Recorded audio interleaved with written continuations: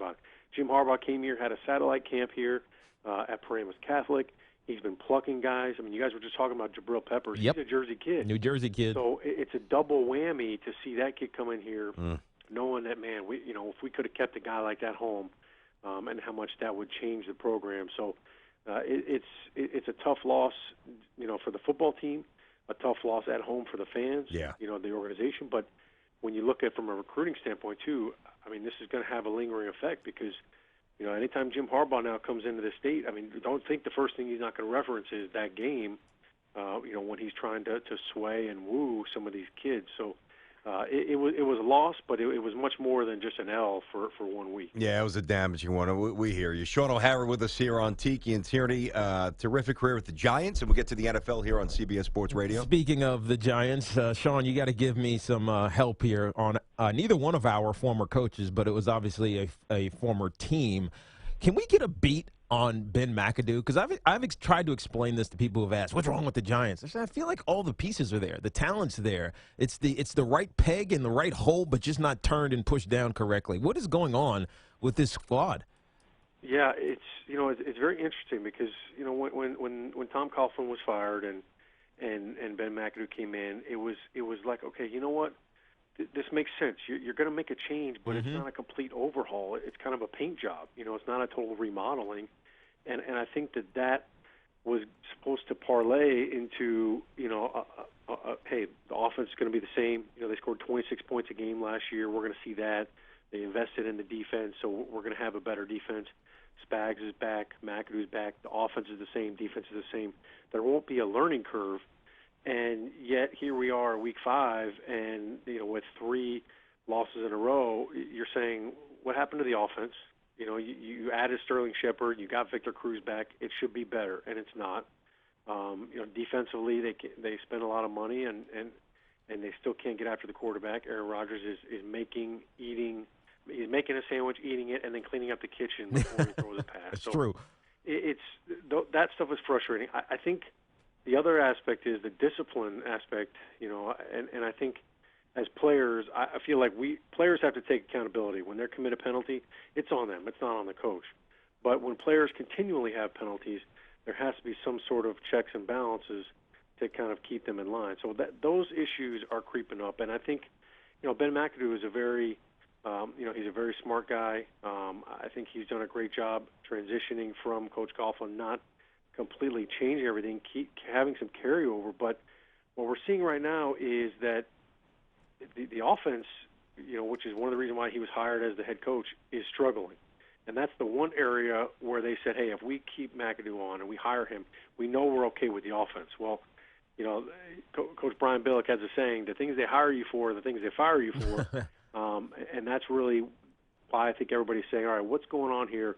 Why are they struggling? And he definitely heard the creativity calls because we saw a lot different, some different play calls. But I still just don't understand why they're constantly in shotgun. They're constantly in 11 personnel. It's 3 wides all day long. You don't allow your offense to be physical at any point in the game. Yeah. I don't know. It just looks pretty uninspiring. But I want to stay in the division here, Shaun. I want to ask you about the situation that's going to come to a head in a couple of weeks when Tony Romo is eventually healthy. Now, you won a title with Eli, so you're obviously committed to him. I mean, you played with him for a long time. You won a championship. You won a lot of games. The dynamic's a little different for the relatively new offensive line in Dallas, and obviously Tony never won the championship. But can you take us inside the locker room? What do you think, even if it's not centrally on their minds, because Tony's not coming back this week, but eventually we're going to get there. How do you think this plays out, not so much with Garrett and Jones deciding who plays, but the guys on the offensive line and the rest of the offense? How do you think this dynamic plays out? Well, it's definitely a tough dynamic because I think they love this kid, Dak Prescott, and everybody has, they have the time and the respect with Tony, and so I'm sure that they have the friendships have bonded, and they want to see Tony back there, and they want to see him healthy. But listen, this is a rhythm game, and this is a momentum game, and I think with what Dak Prescott has done, obviously the run game is a huge factor, and they've got the number 1 ranked rushing offense right now. Ezekiel Elliott is everything that he advertised he would be.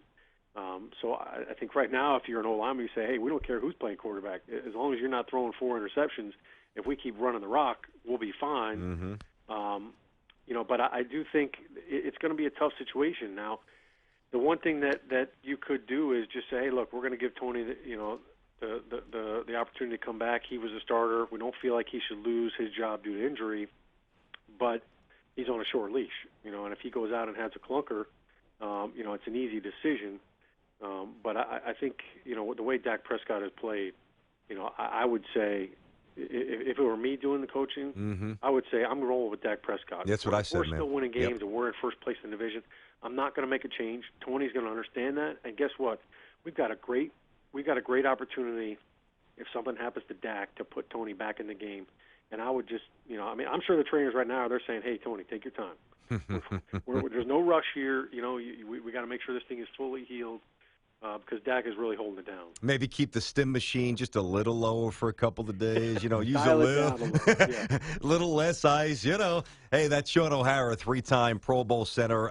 Played a couple of years with the Browns, but really carved out a terrific career with the Giants, and he's with us here on Tiki and Tierney, NFL Network analyst as well. Hey, Shaun, I think the greatest story this year so far has been the Minnesota Vikings. And even though we've seen it coming, we know they have a really good staff from their offensive coordinator, Nerve Turner, obviously their head coach, Mike Zimmer. Pat Shermer's on that squad. But they traded for Sam Bradford. And I think maybe the Pat Shermer connection is the answer to the question I'm about to ask. But how does a guy come in with 10 days before the start of the regular season and do what he's doing and become, in some ways, the leader of this team? Yeah, it really is remarkable. Number one, for Sam Bradford, I think if you could say one consistent thing about his career, it's that he's had different offenses every year. So he's a quick study. I think he's on his 4th or 5th offensive coordinator now. But this team, to be undefeated, given the fact that they lost Adrian Peterson, they lost Teddy Bridgewater to a freak play in practice. Matt Khalil, their starting left tackle, he's on IR. Andre Smith, their starting right tackle, he might have to go on IR with an elbow injury. So they've weathered the storm, and really the defense, there really isn't a singular star on defense that everybody's really talking about, no household name. They're just doing it with really physical play. They don't beat themselves. And for Sam Bradford, he's second in the NFL right now with passer rating. Matt Ryan obviously is at the top, but I don't think anybody expected Sam Bradford to play this well, except for maybe Spielman, because he's the one that orchestrated the move. And really, this offense, to me, it looks more efficient. It looks more aggressive with Sam Bradford. And I don't know if they would be undefeated if Teddy Bridgewater was their quarterback. I'm not trying to slam Teddy. I just think that, he usually would throw 18 to 22 passes a game. With Sam Bradford, I feel like they're a little bit more, aggressive. They're okay with kind of spreading the ball around. And it really is a great story for both Sam and for the Vikings. Hey, Shaun, what's the biggest disappointment to you so far this season? Oh, boy. I think the Jets have got to be right up there. I think I picked them as a playoff team. I think everybody with the defense said, wow, this defense is going to be special. I mean, their front seven is phenomenal. And, week one they come out, they have 7 sacks, but they find a way to lose the game. And it's kind of strange. And then you look at offensively, this whole offseason, the banter was Ryan Fitzpatrick, you got to get him back. He has not, he has not come through for them. So the talent that's on that team, that to me has been a big disappointment. And then I think you've also got to look down at Carolina for a team that was in the Super Bowl last year. Now that they find themselves with 1 win. Cam Newton was knocked out of the game. They've got a big game tonight on Monday night, but those are 2 teams that really jump out at me. Yeah, I don't disagree on either. Shaun, good chat, man. Obviously, you get back to it on Thursday. NFL Network, CBS, Twitter. We got the Broncos and the Chargers, 8:25 Eastern. And Shaun, you can hear him doing his thing on many radio spots, but every Sunday at 7 on NFL Game Day First with Melissa Stark, who is also really good and comes across. She just projects. She's just seemed, I don't know her. She seems like an incredibly friendly woman. Very nice woman, right? Yeah, she is. Yeah. She's great. Tell She's my great fellow. Personality. She's a lot of fun to work with. We have a good time. Even though it's an early wake-up call, we have a good time. Yeah, tell my fellow Wahoo I said hello. She's that's right. She is Virginia. There you go. Girl.